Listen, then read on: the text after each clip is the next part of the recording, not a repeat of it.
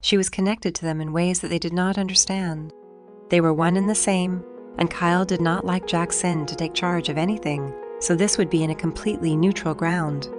Kyle was the quiet, reserved one, the observant one that read people, the one that knew what to do and exactly how to do it.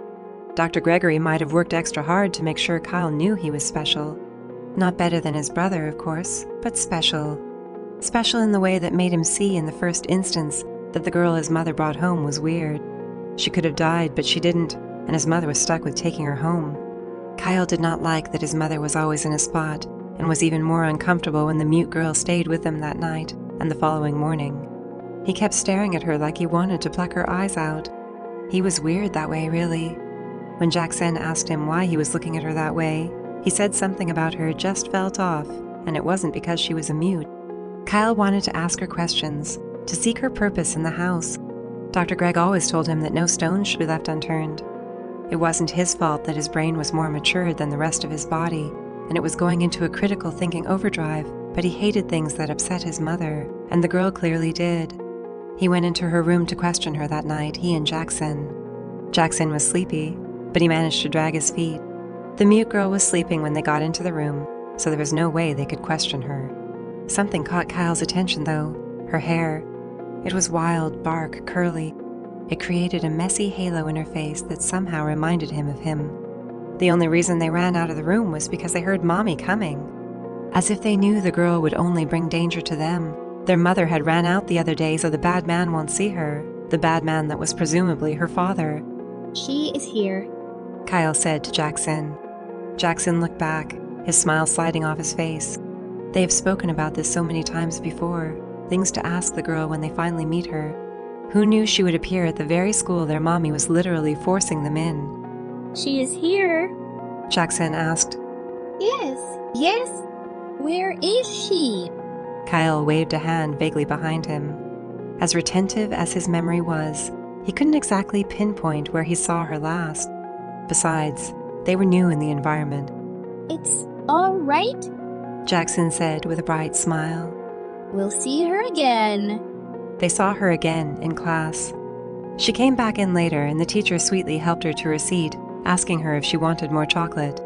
She simply shook her head and did not stop smiling. The rest of the kids were treated the same way, with an excessive display of affection.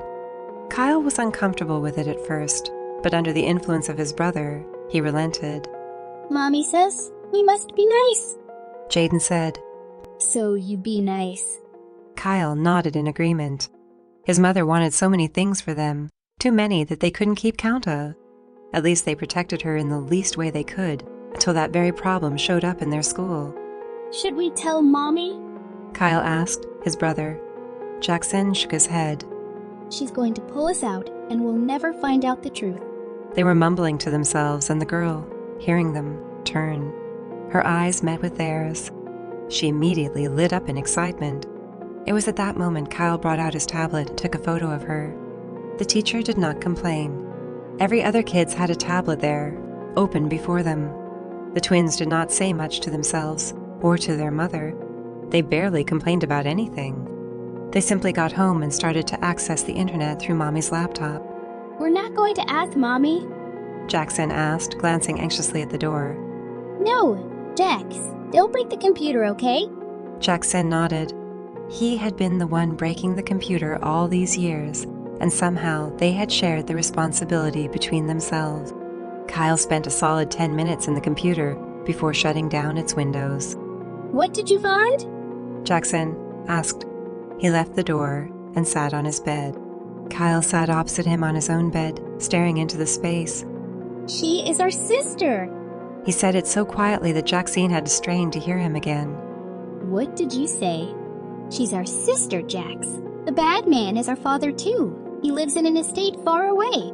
They watched her more carefully this time.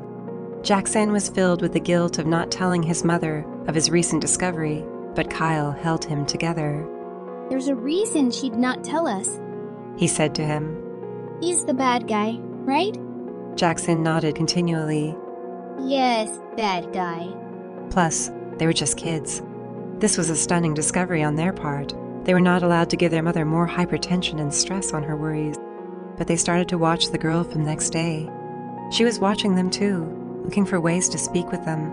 Kyle and Jackson avoided her for as long as they could, but it was impossible to do so when they were all in the same class.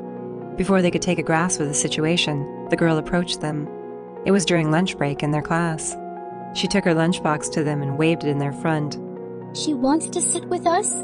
Jackson whispered. Do we say no? They never got a chance to say no. The girl was pushed by another girl, who laughed childishly and pointed delicately fingers at her. Mute girl, mute girl. The other kids looked at the scene and then began to chant the name with her.